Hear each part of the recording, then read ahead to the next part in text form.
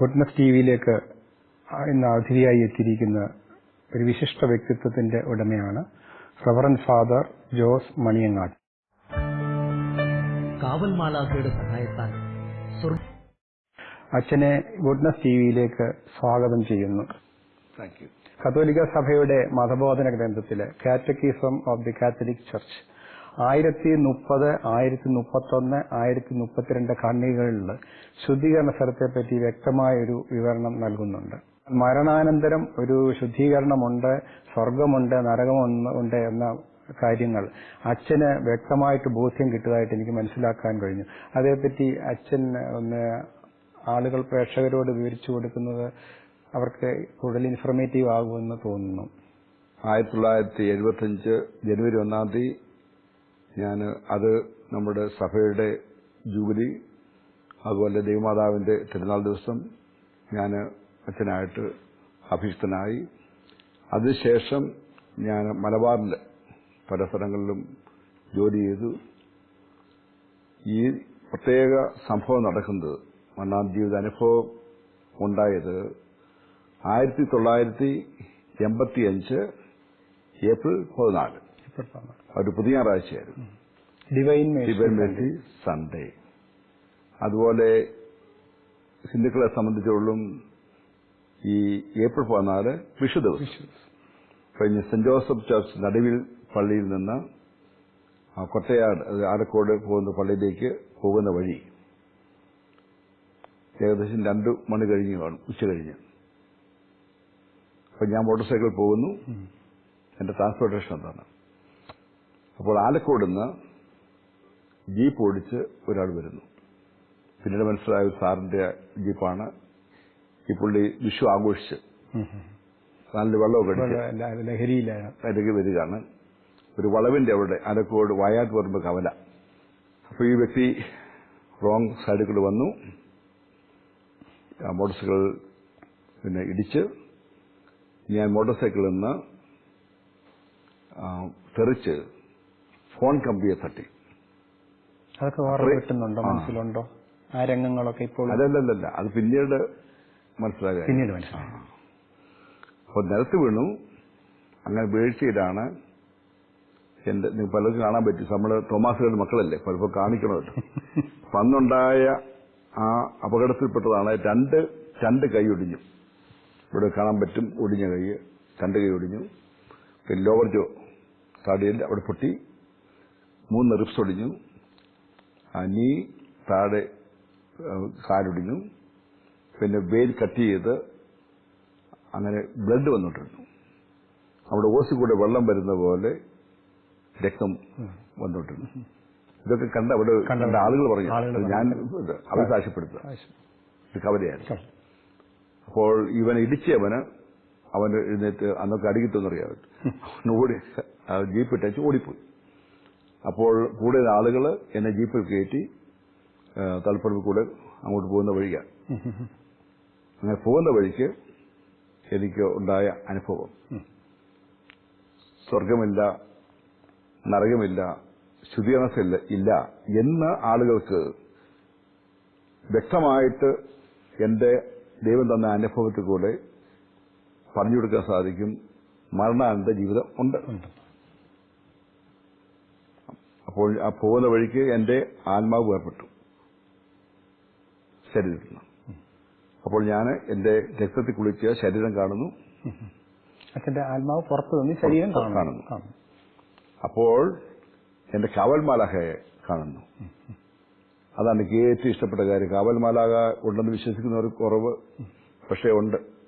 അതായത് മാതാവിന്റെ ഉദരത്തിൽ ഉരുവാക്കപ്പെട്ട നിമിഷം മുതൽ നമ്മുടെ മരണം വരെ കാവൽ മാലാഖ നമുക്കുണ്ട്. അച്ഛൻ ഞാനൊരു കാര്യം ചോദിച്ചോട്ടെ, അച്ഛൻ ചെറുപ്പത്തിലെ കാവൽ മാലാഖമാരോട് പ്രാർത്ഥിക്കുമായിരുന്നു? എന്റെ അമ്മയും അപ്പനൊക്കെ പറയുമായിരുന്നു എന്നെ പറ്റി, പറഞ്ഞു തന്നിട്ടുണ്ട്. അതുകൊണ്ട് ആ ഓർമ്മ എനിക്കുണ്ട്. ആ മാലാഖ എന്ന് പറഞ്ഞാൽ നമ്മുടെ സൂര്യൻ ഉദിക്കുന്ന ശോഭ അത്ര വ്യക്തമായി കണ്ടിട്ടുണ്ട്. വളരെ മനോഹരമായ ഒരു വ്യക്തി. അത് എനിക്ക് വളരെ ഇഷ്ടപ്പെട്ട മാലാഖ കണ്ടപ്പോഴത്തേക്ക്. വലിയ ഉയരമുള്ള ആളായിരുന്നു? ഇല്ല, സാധാരണ ഇതേ ഉള്ളൂ, പൊക്കോ കുറവും ഒന്നുമില്ല, സാധാരണ. അത് അത്രയും ആ ശോഭയുള്ള സൗന്ദര്യമുള്ള വ്യക്തി ആദ്യമാണ് ഞാൻ കാണുന്നത്. അപ്പൊ മാലാഖ പറഞ്ഞു, ദൈവത്തിന് ഒരു പ്രത്യേക സന്ദേശം തരാനുണ്ട് നിനക്ക്, അവിടെ നീ എന്നോട് വരിക. അപ്പോൾ ഞാൻ ബാക്കി കാര്യങ്ങളെ ചിന്തിച്ചില്ല, മാലാഖയോട് പോവുക. അപ്പോൾ സ്വർഗത്തിലേക്ക് കർത്താവ് വിളിച്ചില്ല, പോകുന്നു. അപ്പൊ അന്നേരം പറഞ്ഞു, സ്വർഗത്തിൽ പോകുന്ന മുമ്പ് ഞാൻ നിന്നെ നരകവും ശുദ്ധീകരണ സ്ഥലവും കാണിക്കുന്നു. ഈ നീണ്ട യാത്രയായിരുന്നു ഈ അച്ഛൻ അനുഭവപ്പെട്ടോ ഈ മാലാഖയോടൊപ്പം പോയത്? നീണ്ട ഡ്യൂറേഷൻ. നമ്മളെ ഡ്യൂറേഷൻ പറഞ്ഞറിയോ, നമ്മൾ മരിച്ചു കഴിയുമ്പോൾ ഡിസ്റ്റൻസ് ഇല്ല, സമയമില്ല, എല്ലാം ഇങ്ങനെ. അപ്പോൾ ആദ്യം എന്നെ കൊണ്ടുപോകുന്ന കാണിക്കുന്നത് നരകം. ആ നരകം എന്ന് പറഞ്ഞാൽ നമ്മുടെ ഇപ്പം ഇന്ത്യൻ മഹാസമുദ്രം ഒന്ന് ചിന്തിച്ചു നോക്കുക. സമുദ്രത്തിന്റെ ആഴിയോ അതിന്റെ ഡിസ്റ്റൻസോ നമുക്കത് കാണത്തില്ല. അതുപോലെ വിശാലമായ ഒരു സ്ഥലമായി കണ്ടത് അഗ്നിഗോളങ്ങൾ. അതുപോലെ ഞാൻ കണ്ടത് കോടിക്കണക്കിന് ആളുകൾ നരകത്തിൽ കിടക്കുന്നു. അതുപോലെ അവർക്ക് കൂടുതൽ പീഡനങ്ങൾ. ഈ അഗ്നികൾ കൂടാതെ പിശാചുകള് ഇവരെ പീഡിപ്പിക്കുന്നത്. നമ്മൾ ഏത് അവയവം കൊണ്ട് നമ്മൾ തെറ്റ് ചെയ്യുന്നോ ആ അവയവത്താണ് ഏറ്റവും കൂടുതൽ പീഡനം വരുന്നത്. നാക്കുകൊണ്ട് നമ്മൾ പരദൂഷണം പറഞ്ഞ ആളുകളുടെ നാക്കുകൾ ഇവരിങ്ങനെ കുത്തി കണ്ണുകൊണ്ടാണെങ്കിൽ ചെവി കൊണ്ടാണെങ്കിൽ ഓരോ അവയവത്തിനും പ്രത്യേക ശിക്ഷകളാണ്. ഇതച്ഛന് വ്യക്തമായി കാണാൻ സാധിച്ചു. അപ്പൊ ഞാൻ മാലാഖയോട് ചോദിച്ചു, എന്താ ഇവർ ഇത്രയും ആളുകൾക്കൊന്ന് കിടക്കുന്നത്? അപ്പൊ ദൈവത്തിന്റെ കരുണയിൽ ആശ്രയിച്ചില്ല. ദൈവകരുണയിൽ അവസാനം ശ്വാസത്തിന് മുമ്പ് ദൈവമേ എന്നോട് കരുണയായിരിക്കണം, പാപിയായ എന്നോട് കരുണയായിരിക്കണം എന്ന് പറഞ്ഞിരുന്നെങ്കിൽ അവൻ പോകില്ലായിരുന്നു. അവന്റെ ഹൃദയം കഠിനമായിരുന്നു. അതായത് അവസാന നിമിഷം ദൈവത്തെ തള്ളിപ്പറഞ്ഞു, സ്വീകരിക്കാൻ തയ്യാറായിരുന്നു. അവിടെ ഞാൻ കണ്ടത് ഈ പല പല ജന്മകൾ ചെയ്തവരുണ്ട്. അതായത് അബോർഷൻ, അതായത് ദൈവത്തിന്റെ ദാനമായ ശിശുവിനെ കൊന്നുകളയുക, അങ്ങനെ പശ്ചാത്തപിക്കുന്നവർ. അതുപോലെ ഹോമോസെക്ഷൽ. ദൈവം ആദത്തിനെയും അവ്വായും സൃഷ്ടിച്ചു, ആണും പെണ്ണുമായിട്ട്. ദൈവത്തിന്റെ സൃഷ്ടികർമ്മത്തിൽ പങ്കാളികളാക്കാനായിട്ടാണ് ആദത്തെയും അവ്വായെയും സ്ത്രീയെയും പുരുഷനെ സൃഷ്ടിച്ച് ദൈവം അവരെ ഒരു വിശദീകരിച്ച് ഒരു കുടുംബമായി മാറ്റി. ആ കുടുംബം ഇന്ന് മാറിക്കൊണ്ടിരിക്കുക. ആ കുടുംബത്തിന്റെ ആ കൺസെപ്റ്റ് മാറി.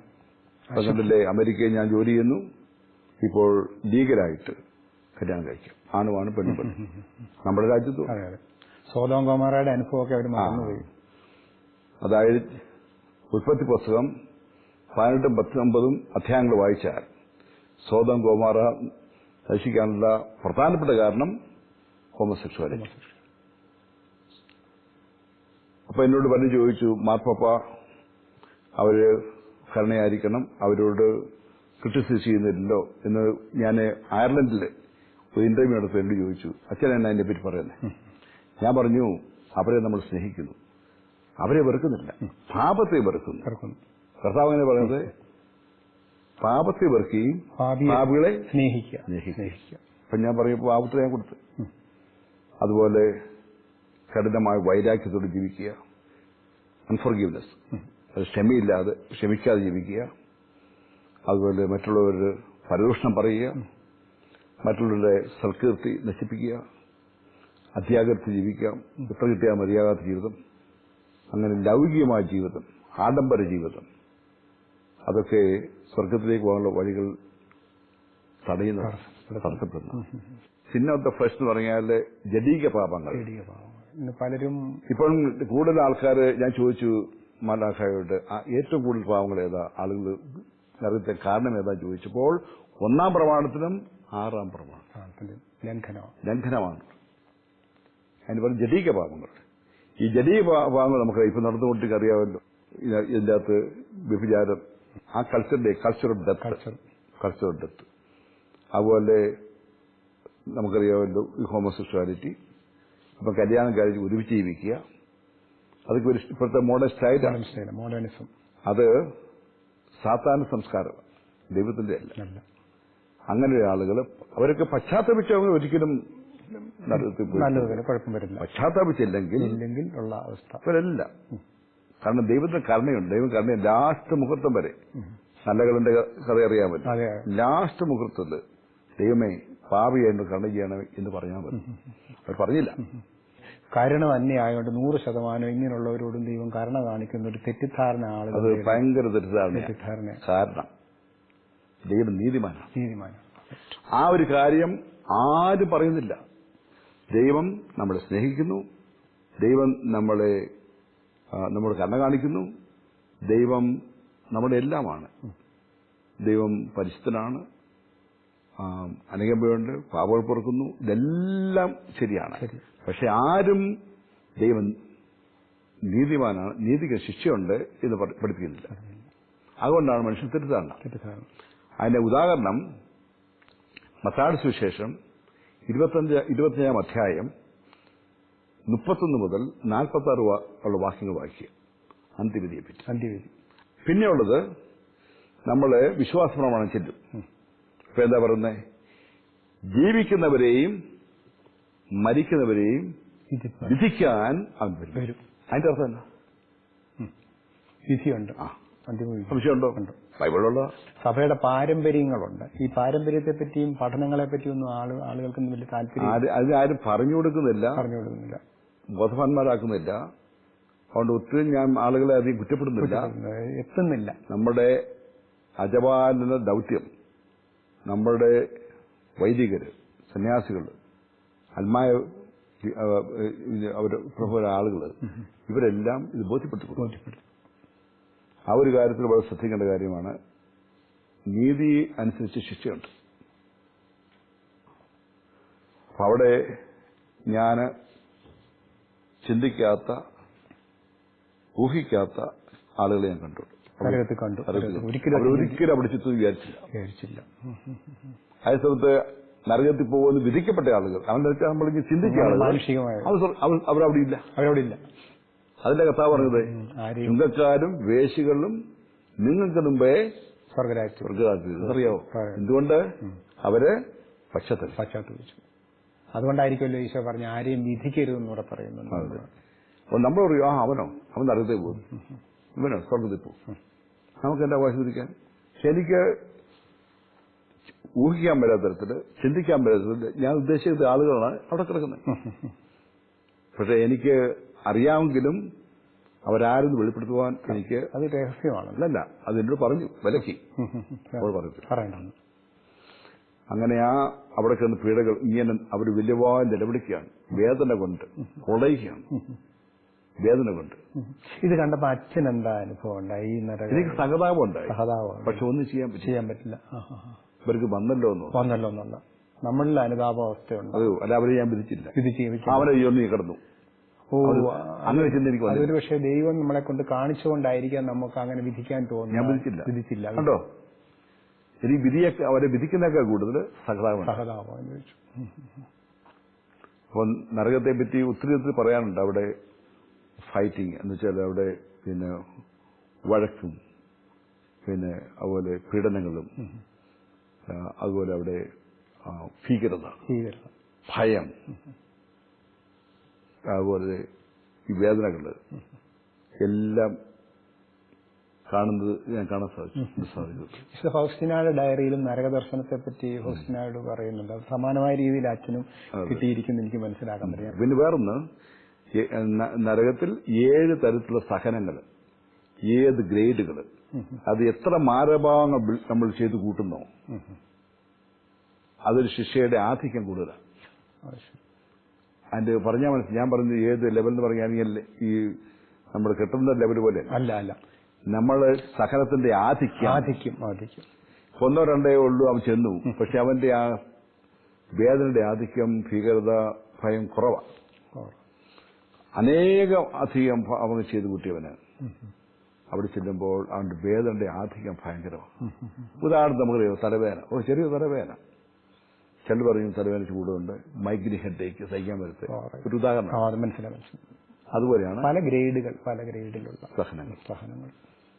പിന്നെ അവിടെ നിന്ന് മാലാഖ എന്നെ കൊണ്ടുപോകുന്നത് ശുദ്ധീകരണ സ്ഥലത്തേക്ക്. ശുദ്ധീകരണ സ്ഥലത്തെ പറ്റി ഞാൻ കൂടുതൽ പഠിച്ചിട്ടുണ്ട്, അവർക്ക് നേരത്തെ മുമ്പ് പ്രാർത്ഥിച്ചിട്ടുണ്ട്. അറിയാവുന്നത് എനിക്ക് വളരെ ആകാംക്ഷയുണ്ട് കാണാൻ അതെന്താ അവർ ചെയ്യുന്നത്, എന്താ സംഭവിക്കുന്നത്. അത് ഇതുപോലെ ഇങ്ങനെ വാസ്റ്റ് നമ്മുടെ അങ്ങേയറ്റം കാണത്തില്ല, അവിടെയും ഉണ്ട് കൂടി കടൽ പോലെ തന്നെ കിടക്കുക. പക്ഷെ അവിടെയും ഉണ്ട് ഈ അഗ്നികോളങ്ങൾ. പക്ഷെ ഇത്രയും കട്ടിയില്ല, തീവ്രത കുറവാണ്. പിന്നെ അവിടെ ഫൈറ്റിങ്ങോ, അവിടെ ഭീകരതയോ, ഭയമോ, ടോർച്ചറോ ഇല്ല. അവർ സഹിക്കുന്നു. അവിടെ മാത്രം അവർ സംസാരിക്കാൻ എന്നെ അനുവാദം കിട്ടി.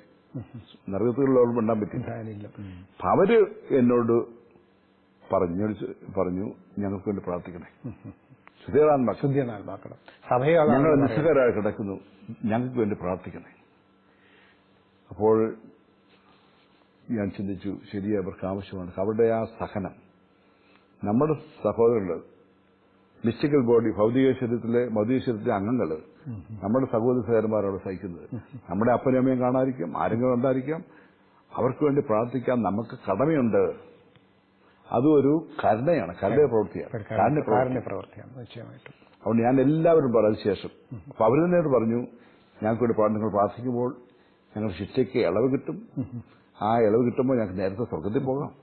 സ്വർഗത്തിൽ ചെല്ലുമ്പോൾ അവർ ആരായിത്തീരുന്നത് വിശുദ്ധന്മാർ. ഇത് പ്യൂരിഫിക്കേഷൻ കഴിഞ്ഞു കഴിഞ്ഞു, വിശുദ്ധീകരണം പൂർത്തിയായി കഴിഞ്ഞു. സ്വർഗത്തിന് പടിയേറ്റ പിന്നെ വിശുദ്ധന്മാർ. പലരുടെ ധാരണ അറിയോ?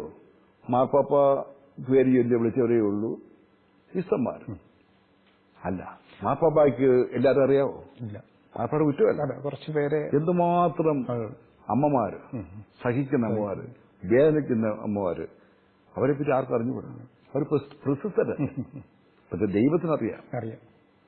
അങ്ങനെ എത്രയോ കോടാനുകോടി ആളുകള് വിസ്തരായിട്ട് സ്വർഗത്തിൽ കണ്ടു.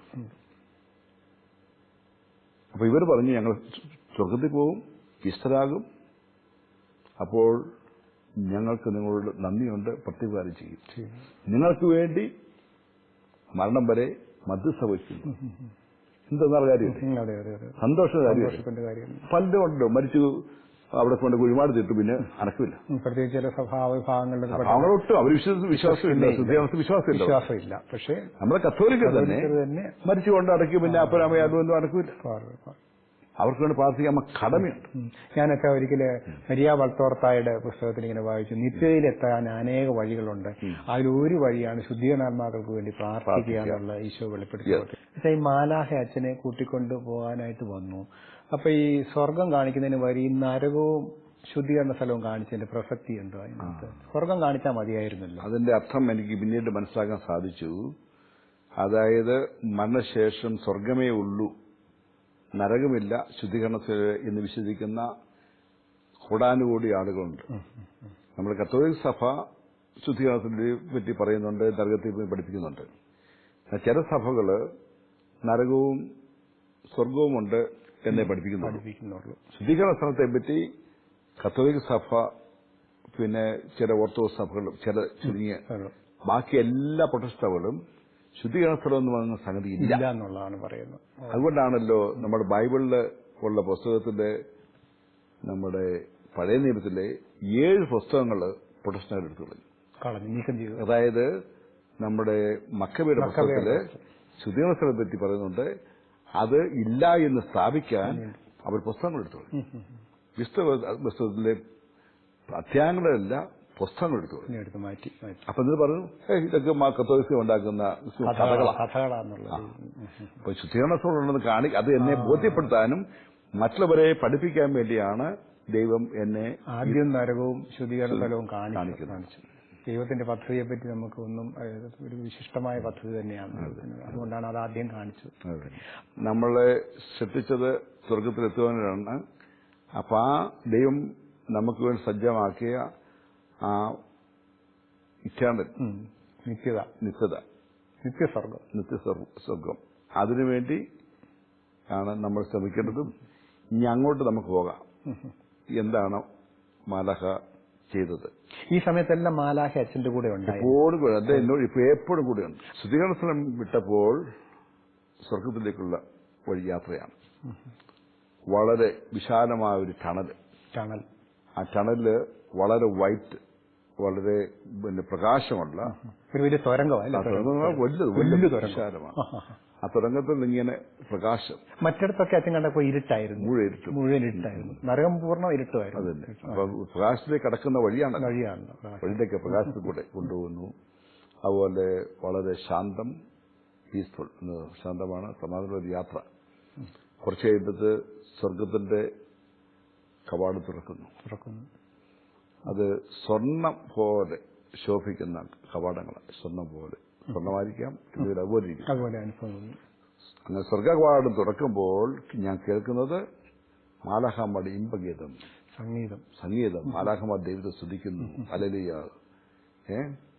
മ്യൂസിക് വളരെ എന്താണ്, ഹൃദയസ്പർശി, വളരെ സന്തോഷം തരുന്നതാണ്. വളരെ എനിക്ക് എക്സ്പ്ലെയിൻ ചെയ്യാൻ പറ്റും. അതുപോലെ നമുക്ക് ബുദ്ധിക്ക് അതീതമാണ് അതിനെപ്പറ്റി പറയാനായിട്ട്. പിന്നെ പല ഭാഷ ഞാൻ പറഞ്ഞു, സ്വർഗത്തിൽ എല്ലാവരും പാടും. മാലാഖമാരും വിശുദ്ധനും പാടിക്കൊണ്ടിരിക്കുക. അപ്പൊ നമ്മളൊക്കെ ചെന്ന് കഴിഞ്ഞ് പാടേണ്ടി വരായിരുന്നു. എന്നോട് മാലാഖ പറഞ്ഞു, സ്വർഗത്തിലേക്ക് നമ്മുടെ അങ്ങോട്ട് കടക്കുമ്പോൾ നമ്മുടെ ഗിഫ്റ്റ് എന്തറിയോ? Music gift. എല്ലാവരും ഒട്ടും അറിയാൻ പറ്റില്ല. നമ്മുടെ ചില പാടാൻ അറിയത്തില്ല, പക്ഷെ നമ്മൾക്ക് എല്ലാ ഗിഫ്റ്റ് കിട്ടും. ഇൻസ്റ്റന്റ് കിട്ടും. സ്വർഗീയ ഭാഷ, അവിടുത്തെ ഭാഷ സംഗീതം, ഭാഷ അങ്ങനെ ദൈവസ്തുതിക്കുകയും സംസാരിക്കുകയും സംഗീതത്തിൽ ആ ഭാഷയും വ്യത്യാസമുണ്ട്. ഇവിടുത്തെ മലയാളമോ ഇംഗ്ലീഷോ സ്വർഗീയ ഭാഷ നമുക്ക് ഇൻസ്റ്റന്റ് ആയിട്ട് കിട്ടുക.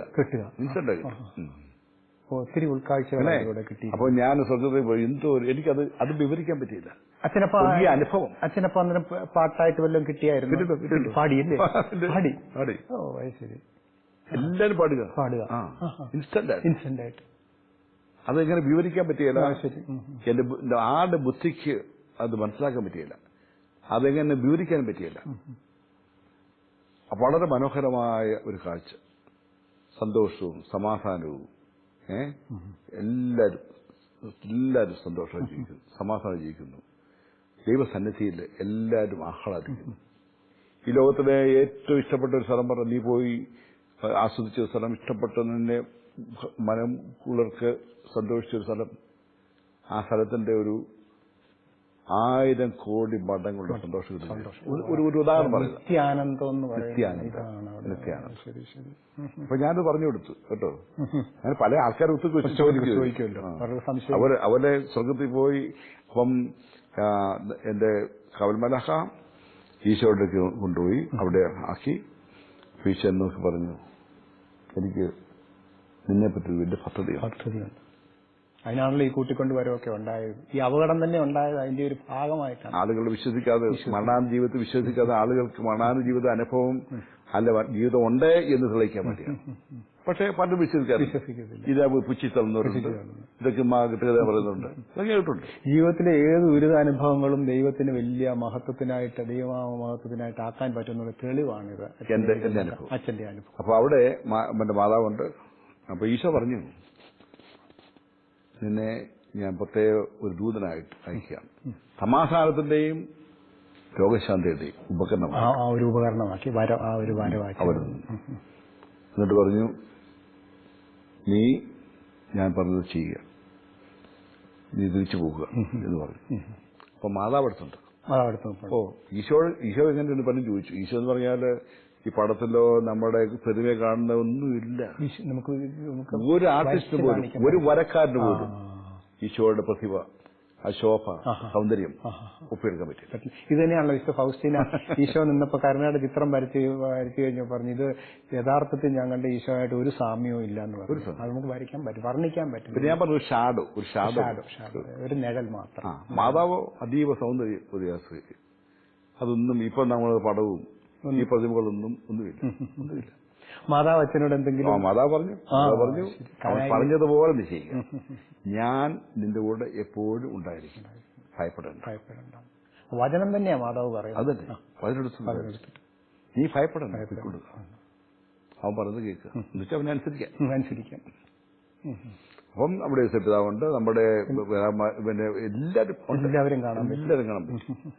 വലിയൊരു അവരോട് സംസാരിക്കാൻ പറ്റും. സെക്കൻഡ് കാര്യങ്ങൾ നമുക്ക് സ്വർഗത്തിന്റെ രഹസ്യങ്ങളല്ല. അതെ, അതെല്ലാം പറ്റും, പറയാൻ പറ്റുകയില്ല. പിന്നെ എന്നോട് അപ്പൊ അച്ഛന്റെ അവിടെ നിന്ന് കഴിഞ്ഞപ്പോ ഇതുവരെ അങ്ങനെ ഒരു അനുഭവം ജീവിതത്തിൽ അച്ഛന്റെ ഈ ഇത്രയും ഉണ്ടായിട്ടില്ല. അതൊരു വർണ്ണിക്കാൻ പറ്റാത്ത, അത് നമുക്ക് ഒരിക്കലും വർണ്ണിക്കാൻ പറ്റും. വലിയ മഹാഭാഗ്യം. അപ്പൊ ഈ ഭാഗ്യത്തിലേക്കാണ് നമ്മൾ വിളിക്കപ്പെട്ടിരിക്കുന്നത്. അത് അറിയിക്കാനാണ് ദൈവം എന്നെ വിട്ടിരിക്കുന്നത്. നിങ്ങൾ നിത്യസഭ നഷ്ടപ്പെടുത്തരുതേ, ഞാൻ വഴിയും സത്യവും ജീവനുമാകുന്നു, എന്റെ വഴി കൂടെ വരണം, എന്റെ കൽപ്പന അനുസരിക്കണം, അങ്ങനെ നിങ്ങൾ സ്വർഗത്തിൽ എന്റെ കൂടി വസിക്കണം. ഈ എപ്പിസോഡിൽ നമ്മൾ ചിന്തിച്ചത് നരകത്തെയും ശുദ്ധീകരണ സ്ഥലത്തെയും പറ്റിയാണല്ലോ. അച്ഛൻ അതേപ്പറ്റി ഒരു വ്യക്തമായ വിശദീകരണം നമുക്ക് നൽകി. ഇക്കാലത്ത് ഇതൊന്നും ഇല്ല, സ്വർഗവും നരകവും ശുദ്ധീകരണ സ്ഥലവും ഇല്ല എന്ന് വിശ്വസിക്കുന്നവർക്ക് അച്ഛന്റെ ഈ സാക്ഷ്യം ഒരു നല്ല അനുഭവമായിട്ട് മാറുമെന്ന് ഞാൻ വിശ്വസിക്കുന്നു. ഇതിന്റെ തുടർ ഭാഗം അടുത്ത എപ്പിസോഡിൽ നമുക്ക് വീണ്ടും അച്ഛനുമായിട്ട് കണ്ടുമുട്ടാം.